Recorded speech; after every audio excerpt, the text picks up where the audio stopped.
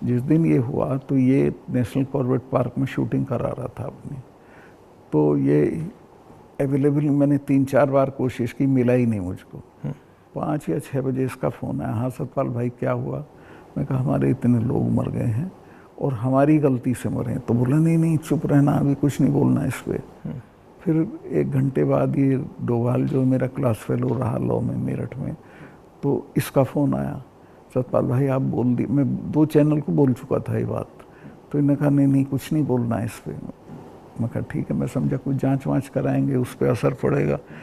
कुछ भी नहीं। तीसरे दिन इनका आ गया कि ये पुलवामा की शहादत को याद रखो और अब हम बालाकोट करेंगे, ये करेंगे, वो करेंगे। और अभी तक उसमें कुछ नहीं हुआ? कुछ नहीं, करना भी नहीं है इसको। पुलवामा के शहीद जिस तरह हुए थे इसलिए हुए कि उन्होंने 5 एयरक्राफ्ट मांगे थे। अगर वो मेरे से मांग लेते तो मैं इमीडिएटली कर देता। मैं तो वहाँ स्टूडेंट्स जब जम्मू में फंस जाते थे बर्फ में, उनको एयरक्राफ्ट से, क्योंकि दिल्ली में एयरक्राफ्ट इमीडिएटली मिलता है किराए पे। 4 महीने तक एप्लीकेशन उनकी पड़ी रही होम मिनिस्ट्री में, और 4 महीने बाद वो खारिज कर दी कि नहीं देंगे। तब वो सड़क से चले। इतना बड़ा, मतलब 4 महीने के लिए वो चले ही नहीं? चले ही नहीं, इसलिए कि वो सड़क से चलना बिल्कुल इनसिक्योर होता है, वो उनके उसमें नहीं है सिस्टम में। 5 जहाज मांगे थे उन्होंने, वो नहीं दिए। 4 महीने तक लटकाए रखे। और तो 4 महीने के लिए क्या होल्ड पे थे? क्या होल्ड पे थे सब? मेरे सामने नहीं आई। अगर मेरे सामने आई होती तो मैं उसमें कुछ करता। That was between CRP and home ministry. लेकिन ये थी कि अटैक हो सकता है। इसके अलावा वो जो गाड़ी टकराई थी वो 10 दिन से घूम रही थी वहाँ, पूरा आप समझिए कि भरी हुई विस्फोटक से। वो कैसे, मतलब इतना एक्सप्लोसिवली कैसे, मतलब ऐसे घूम रही थी? सिस्टम नहीं था ठीक से। और जब मैं गया हूँ फिर पुलवामा होने के बाद, तो जो 10 किलोमीटर का स्ट्रेच है उसमें लगभग 8-10 लिंक रोड मिलती हैं। एक भी सैनिटाइज नहीं थी उस दिन। बल्कि हम तो जब अपनी पुलिस को भेजते थे कश्मीर की, तो पूरी रोड पे सिविल ट्रैफिक बिल्कुल रोक देते थे, सैनिटाइज कर देते थे, तब भेजते थे। ना हाईवे सैनिटाइज था, ना वो लिंक रोड।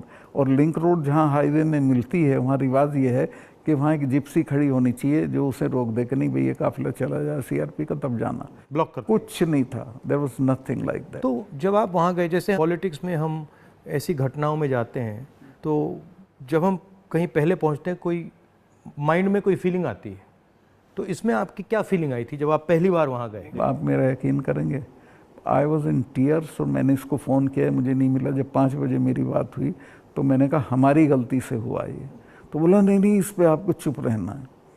मैं चाहता था कि कुछ सर इसमें कटने चाहिए जिनकी जिम्मेवारी थी। कुछ भी नहीं, किसी का नहीं, कुछ नहीं हुआ। उसको इलेक्शन के लिए यूज़ करना चाहते थे कि ये पाकिस्तान ने किया, हमारे जवान मारे और अब हम हराएंगे। भारत जोड़ो यात्रा में हम वहीं से निकले, एक्चुअली साइट से निकले, पुलवामा से।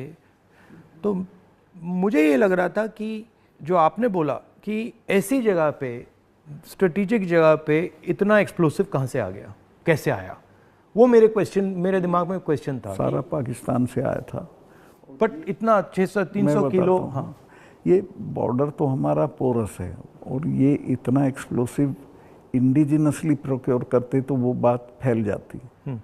ये 10-12 क्विंटल तो आया हुआ था, उसमें से ये गाड़ी पूरी भरी थी एक्सप्लोसिव से। और बताया मुझे जब मैं गया कि साहब ये तो 10-12 दिन से घूम रही थी गाड़ी। जो गाड़ी चला रहा था उसका भी, मालिक का, दोनों का टेररिस्ट रिकॉर्ड था। दोनों कई बार गिरफ्तार हो लिए थे, फिर छूट गए थे, फिर गिरफ्तार हुए थे, फिर छूट गए थे। अच्छा। तो उन पर कोई निगाह नहीं थी इंटेलिजेंस एजेंसीज की।